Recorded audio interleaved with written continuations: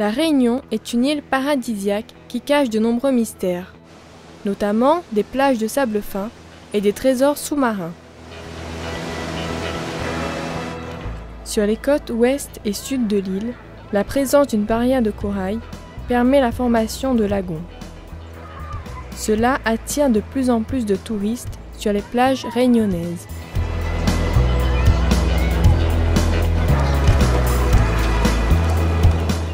Pour comprendre le monde aquatique qui vit dans ces lagons, plongeons-nous dans leur milieu. Les récifs coralliens sont des écosystèmes très diversifiés, qui comptent environ 150 espèces de coraux, 500 poissons et une multitude de végétaux.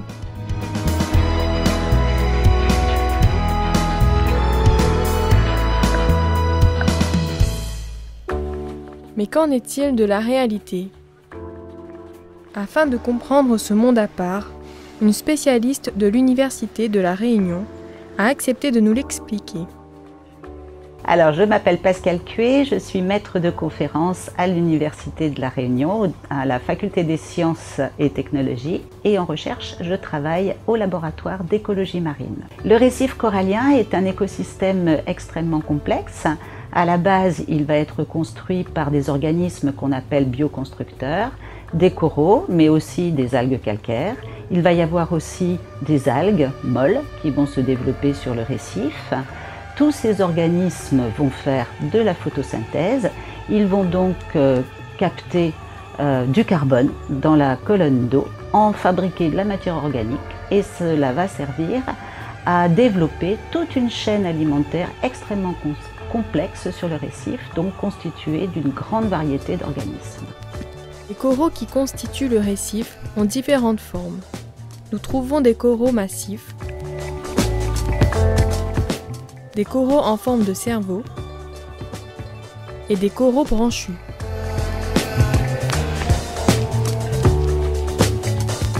Mais comment les coraux se reproduisent-ils ? Alors, la reproduction des coraux, donc les coraux vont émettre des gamètes dans la colonne d'eau. La fécondation a lieu donc dans la colonne d'eau et ensuite il y a une petite larve qui va se développer et qui va venir se fixer sur ce qu'on appelle le substrat dur, qui peut être de la dalle corallienne ou du corail mort. Et ensuite cette petite larve va se métamorphoser et se transformer en colonie corallienne.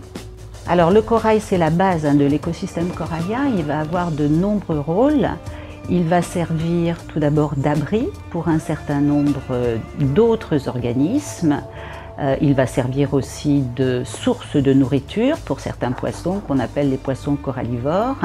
Il va servir le système corallien dans son ensemble va servir de nurserie. Il va accueillir des toutes petites larves de poissons qui se sont formées au niveau océanique et qui vont venir s'installer sur le récif, qui vont venir s'y protéger le temps qu'elles grandissent. On qualifie souvent le récif de ville sous-marine tout simplement parce qu'une colonie corallienne est constituée de l'association d'unités, de petites unités qui s'appellent le polype. Et donc ces petites unités sont toutes reliées les unes avec les autres. Donc le corail va construire progressivement donc, la colonie et chaque polype va occuper une petite loge calcaire. Et toutes ces petites loges, ce sont elles qui vont constituer la colonie. Donc on dit que c'est une ville sous-marine parce que bien sûr, plutôt à HLM éventuellement, parce que les polypes vivent les uns à côté des autres à l'intérieur de leurs petites cellules, leurs petites chambres. Quelles espèces retrouve-t-on dans le lagon ? Donc vous allez avoir des poissons tout d'abord qui sont des poissons herbivores, puis ensuite ces poissons herbivores, bien sûr, ils vont être eux-mêmes mangés par des poissons carnivores, donc vous avez différentes échelles de niveau trophique pour tous ces poissons, mais vous avez aussi tout un tas d'autres organismes.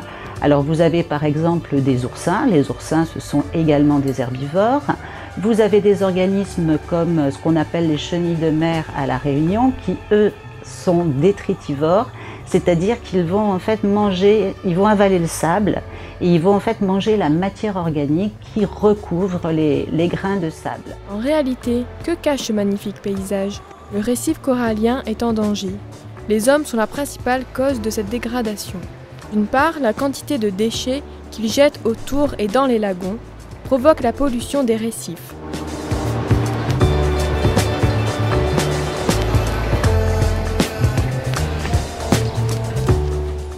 De plus, la pêche excessive est la deuxième cause de cette destruction.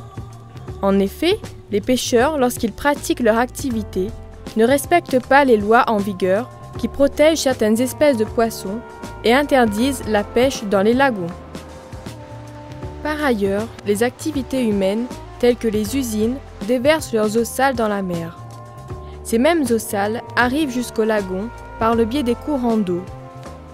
Tous ces déchets entraînent la croissance des algues sur les coraux qui, par divers phénomènes, amènent leur mortalité.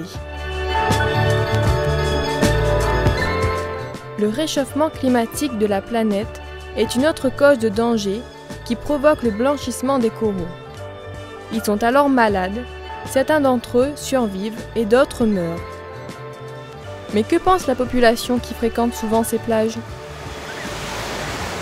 Oui, je vais souvent me baigner dans les lagons réunionnais. On essaie d'y aller 1 à 2 fois par semaine régulièrement. Et bon, surtout en ce moment parce qu'il fait beau. Je vais souvent me baigner dans le lagon, à peu près à un rythme d'1 fois par semaine, parfois tous les 15 jours. Que savez-vous du récif corallien de La Réunion ? Je ne sais pas grand-chose du récif corallien à La Réunion, si ce n'est qu'il est plutôt en mauvais état, à mon avis, et qu'on ne fait pas grand-chose justement pour améliorer la situation. Les gens ne font pas vraiment attention aux coraux, ils marchent dessus généralement, ou ils en emportent chez eux, etc. Donc c'est pas forcément bénéfique. Alors, il n'y a pas beaucoup d'informations au sujet du récif corallien, mais moi je m'y intéresse parce que je vais me baigner souvent ici. Et je trouve que c'est très important au niveau de la nature, de l'écosystème. Et pour moi c'est la base de la naissance de tout ce qui est la nature, les espèces animales. C'est vraiment la nourriture et puis le milieu marin qui après partira au large. Donc c'est très important de le protéger. Au niveau du récif corallien, je sais que j'ai baigné, j'ai grandi à La Réunion, mais malheureusement, au niveau des connaissances même biologiques ou bannières, je n'en sais rien, sauf qu'il faut faire attention. Quand vous êtes dans l'eau, faites-vous attention aux coraux ? Quand je vais me baigner, et avec les enfants aussi, je les ai éduqués pour ça. Je fais attention au corail, de pas marcher dessus, de l'observer, et puis c'est vraiment un réflexe qu'il faut avoir. Quand je suis dans l'eau, oui, j'essaie de faire attention, de ne pas marcher dessus surtout. Ensuite, par inadvertance, ça peut m'arriver effectivement, mais sinon globalement, j'essaie de faire attention. Mais quels impacts cela peut-il avoir de toucher ou de casser les coraux ? Précisément, je ne sais pas quel impact ça peut avoir. J'imagine que ça détruit le lieu d'habitat des poissons déjà. Après, je ne saurais pas dire précisément. Ben oui, si on ne fait pas attention au corail, c'est un milieu très fragile, très sensible. Et si on marche dessus, ça risque de casser les morceaux de coraux. Et après, je sais que ça met très longtemps pour se régénérer, pour se restructurer. Et comme c'est l'endroit où les poissons peuvent se protéger, et c'est la base pour se nourrir, je sais que ça peut empêcher la reproduction puis l'évolution des poissons. Je sais qu'il y a certainement un impact au niveau de la génération parce que c'est un milieu de vie, alors donc du coup je suppose que les poissons doivent forcément avoir besoin de ce milieu et s'il a été fait comme ça, donc c'est qu'il y a une certaine raison. Et que pensez-vous des déchets ? En ce qui concerne les déchets, je pense qu'il y en a pas mal aussi. Après, c'est à la population de faire attention. Je ne pourrais pas vraiment vous parler des déchets que je trouve dans l'eau parce que visuellement, j'en vois pas, de mon vécu. Mais par contre, au niveau des alentours, oui, je trouve encore beaucoup de sachets plastiques. Les gens ne font pas trop attention en ce qui concerne les canettes de bière. Il y a encore un côté un peu individualiste de la chose et pas du tout d'anticipation sur l'avenir. Êtes-vous au courant des mesures mises en place pour la protection du récif ? Non, j'ai pas entendu parler de solutions particulières pour aider le récif corallien.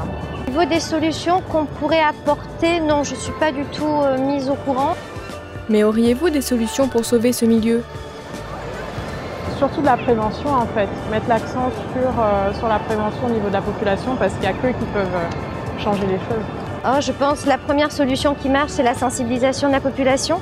Donc, pour qu'il y ait vraiment une sensibilisation, je pense qu'il faut d'abord toucher les jeunes parce que c'est eux qui qui sont destinés à être la population future. Donc voilà. Ainsi, il serait important de sauver ce monde aquatique si fragile, car sans le récif corallien, la barrière de corail risque de disparaître. Cela provoquerait alors l'érosion des plages et entraînerait donc leur disparition, puisque la barrière de corail les protège des vagues déferlantes.